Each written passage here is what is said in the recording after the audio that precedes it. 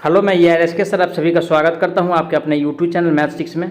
तो चलिए दोस्तों, आज बात करेंगे यानी कि घरेलू वैद्युतिक उपकरण यानी कि डोमेस्टिक इलेक्ट्रिकल एप्लीकेंस पे। ठीक है, तो इसके सभी MCQ को करेंगे जो एग्जाम में बार बार पूछा जाता है और पूछने का संभावना हो, चाहे कोई भी एग्जाम हो, चाहे UPPCL TET हो, चाहे DRDO हो, चाहे यानी कि बिहार TET हो, चाहे DMRC हो, सभी पेपर को करेंगे इस वीडियो में।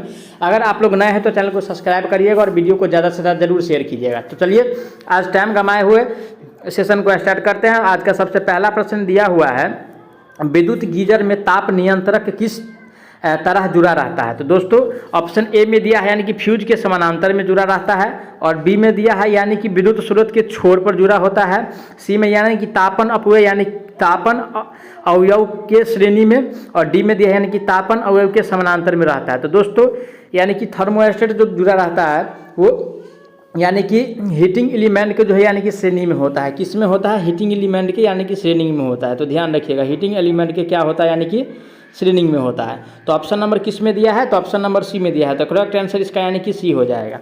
चलिए आज का अगला प्रश्न पे बात करते हैं। आज का अगला प्रश्न दिया हुआ है, एक 1000 वाट का हीटर 200 वोल्ट विद्युत सप्लाई से जुड़ा है। यदि एक महीने में 30 घंटे तक यानी कि जुड़ा रहता है, यदि विद्युत के दाम 4 रुपये प्रति इकाई हो तो महीने का बिजली का बिल कितना होगा। तो चलिए दोस्तों, ये न्यूमेरिकल है, ये क्वेश्चन जो कि UPPCL TET 2015 में पूछा गया था। ठीक है, तो इसको यानी कि हल करते हैं। तो सबसे पहले यानी कि क्या करना है, इसका फार्मूला होता है क्या, यानी कि देखिए क्या दिया हुआ है, यानी कि P बराबर क्या दिया है, P बराबर 1000 वाट दिया हुआ है। कितना?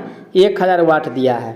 और उसके बाद यानी कि आवर कितना दिया हुआ है, तो आवर जो दिया है यानी कि 30 घंटा दिया है। ठीक है, 30 घंटा। उसके बाद यानी कि प्रति यूनिट यानी कि 4 रुपये से उठ रहा है। तो अब चलिए यानी कि 3000 1000 और गुना में यानी कि 30 और गुना में यानी कि 4 और बट्टा में 1000 और भाग दे के काट दीजिए। देखिए 30 का कितना होता है, 30 गुने 4 बराबर यानी कि 120। और ऑप्शन नंबर किस में दिया है? 120। तो 120 रुपया हो जाएगा। ऑप्शन नंबर डी में दिया हुआ है। कौन सा? ऑप्शन नंबर यानी कि डी में दिया है। तो करेक्ट आंसर यानी कि इसका जो होगा यानी कि डी सही हो जाएगा। कौन सा? डी सही हो जाएगा। अब चलिए आज का अगला प्रश्न दिया हुआ है, 1000 वाट का हीटर प्रतिदिन 4 घंटे प्रयोग में आता है, 35 पैसे प्रति यूनिट की दर से 30 दिन का बिल क्या होगा। तो दोस्तों सबसे पहले यानी कि ऊपर में क्या दिया हुआ है, तो सबसे पहले यानी कि देखेंगे जो 1000 वाट दिया है। तो ठीक है, ऊपर में क्या लिखेंगे, यानी कि ऊपर में 1000 लिखेंगे। अब यानी कि गुना में कितना घंटा, तो 4 घंटा, और कितना दिन के लिए, तो यानी कि 30 दिनों के लिए। ठीक है, अब 35 पैसा है, इसको रहने दीजिए अभी। तो चलिए इसको 1000 से डिवाइड कर दीजिएगा तो कट जाएगा पूर्णतः, और यानी कि बचेगा तो कितना बचेगा, यानी कि 4 तिया 12, 120 बच रहा है।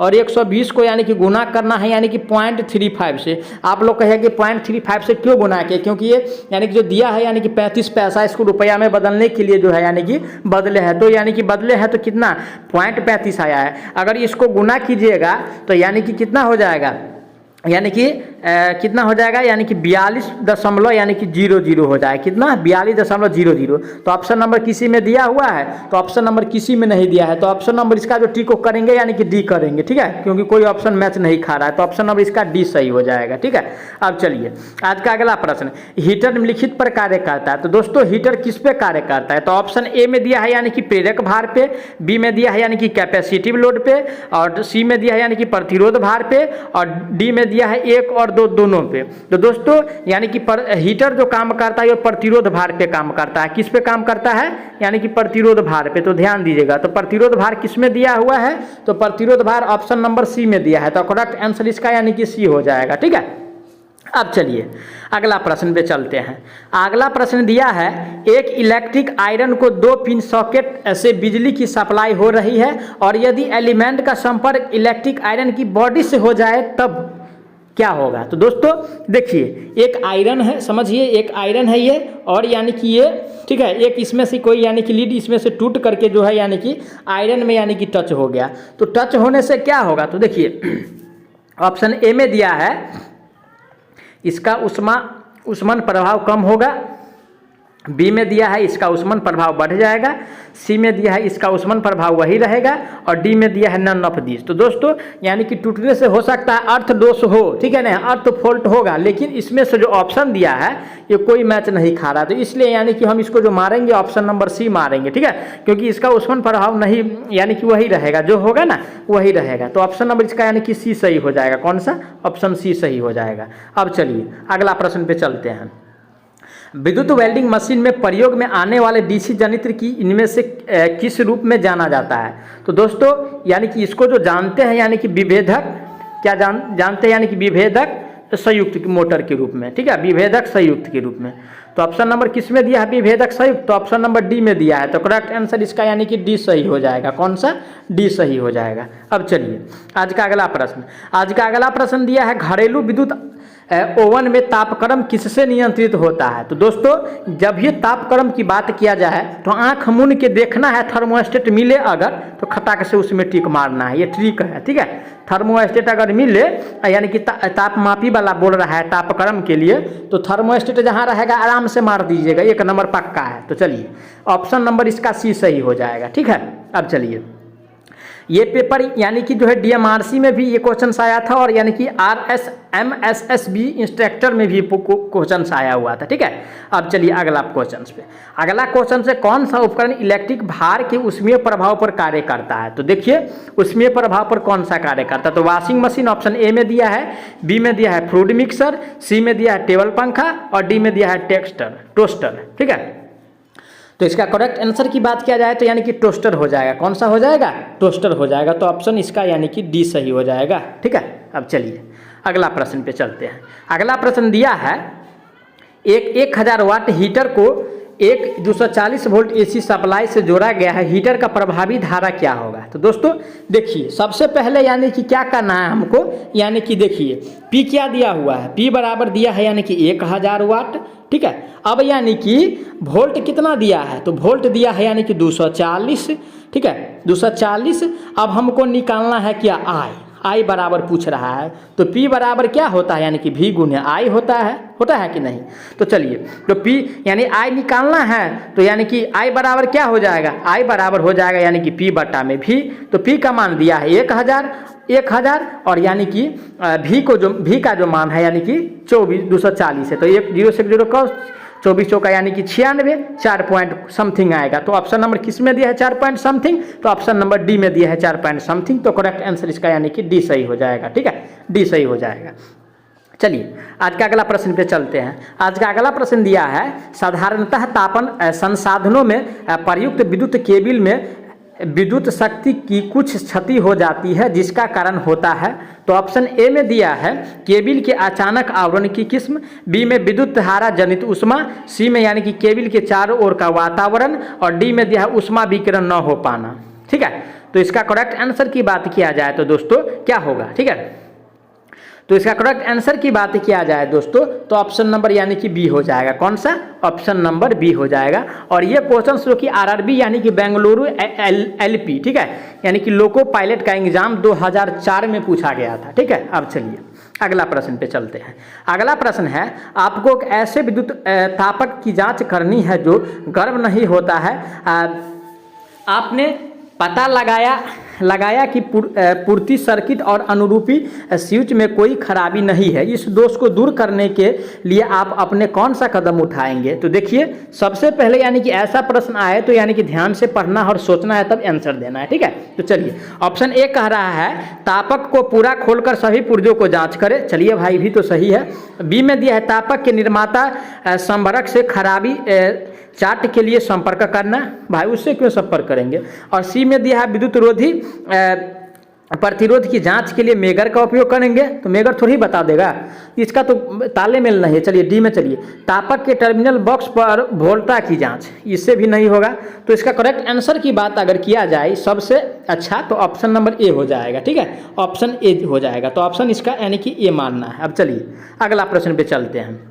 अगला प्रश्न दिया हुआ है आपको एक पंखा लैंप परिवर्तित करना है, ऐसे मामले में सबसे सुरक्षित मार्ग कौन सा है? तो देखिए ऑप्शन ए में दिया है लकड़ी की चौकी या वर्क पेंच पर खड़े होना, बी में रबर के खांचे पर खड़े होना, सी में दिया है यानी कि एकल ध्रुव स्विच को बंद करना, और डी में दिया है यानी कि मुख्य आपूर्ति स्विच को बंद करना। तो दोस्तों यानी कि पंखा को जो यानी कि पंखा को क्या करना है, यानी कि उसको क्या करना है, यानी कि कंट्रोल करना है। और जब कंट्रोल करेंगे तो उसके लिए कौन सा कदम होना चाहिए, तो दोस्तों यानी कि मुख्य आपूर्ति या पूर्ति स्विच को क्या करेंगे, तो बंद कर देंगे। तो ऑप्शन नंबर किस में दिया है, ऑप्शन नंबर डी में दिया है, तो करेक्ट आंसर इसका डी हो जाएगा। अब चलिए अगला प्रश्न पे, विद्युत जल तापक और संयोजक केबल के बीच IS के अनुसार विद्युत प्रतिरोध कितना होना चाहिए। तो दोस्तों ये होना चाहिए लगभग यानी कि 10 किलो ओम। ठीक है, अगर 10 किलो ओम ऑप्शन में नहीं है तो यानी कि अगर देखेंगे 0.01 किलो ओम है तो उसी को टिक करेंगे। ठीक है, तो ऑप्शन नंबर किस में दिया है ऐसा, तो ऑप्शन नंबर डी में दिया है, तो करेक्ट आंसर इसका यानी कि डी सही हो जाएगा। कौन सा, डी हो जाएगा। अब चलिए अगला प्रश्न पे चलते हैं। नीचे दिखाया गया संकेत क्या है, तो दोस्तों ALP टेक्नीशियन 22/1/2019 में ये क्वेश्चन आया हुआ था, तो जरूर इसको ध्यान से देखिएगा। ठीक है, तो ये जो है दोस्तों यानी कि हीटर का है। ठीक है, ये सिंबल जो दर्शाता है किसका है, तो हीटर का है। तो हीटर ऑप्शन नंबर ए ही में दिया है, तो करेक्ट आंसर इसका यानी कि ए हो जाएगा। ठीक है, अब चलिए अगला प्रश्न पे चलते हैं। अगला प्रश्न है विद्युत संबंध को करते समय डॉटेड में बिजली का झटका इलेक्ट्रिक शॉक लगने की आशंका नहीं है। तो दोस्तों ऑप्शन ए में दिया है सूखी लकड़ी, एकदम सही है भैया। तो अदर ऑप्शन तो पढ़ना ही नहीं है, तो ऑप्शन इसका यानी कि ए सही हो जाएगा। यानी कि सूखी लकड़ी से अगर बिजली पे कोई कार्य करते हैं, ठीक है, शॉक लगने पर, तो यानी कि शॉक लगने से अगर सूखी लकड़ी से अगर बचाते हैं तो यानी कि कोई दिक्कत नहीं होगा। ठीक है, चलिए अगला प्रश्न पे। अगला प्रश्न है एक इलेक्ट्रिक स्टोव संचालित करने के लिए आवश्यक आवृत्ति क्या है। तो दोस्तों यानी कि अगर भारत में अगर संचालित कर रहे हैं तो यानी कि 50 हर्ट्ज तो होना ही चाहिए। अगर अमेरिका में संचालित कर रहे हैं तो यानी कि 60 हर्ट्ज होना चाहिए, तो ध्यान रखिएगा। तो भारत की बात तो यानी कि पूछ रहा है, तो इसमें तो भारत की बात नहीं है, नहीं अमेरिका के है, और यानी कि हम लोग भारत के रहने वाले हैं तो भारत का ही पूछता होगा, तो इस बीच में यानी कि 50 हर्ट्ज आंसर हो जाएगा। 60 हर्ट्ज तो वैसे ऑप्शन में है भी नहीं। ठीक है, तो इसका करेक्ट आंसर यानी कि सी हो जाएगा। चलिए अगला प्रश्न पे। अगला प्रश्न है निम्नलिखित में से कौन सा डिवाइस स्विच और सुरक्षात्मक डिवाइस के रूप में प्रयुक्त किया जा सकता है। तो दोस्तों मिनिएचर सर्किट ब्रेकर को जो है यानी कि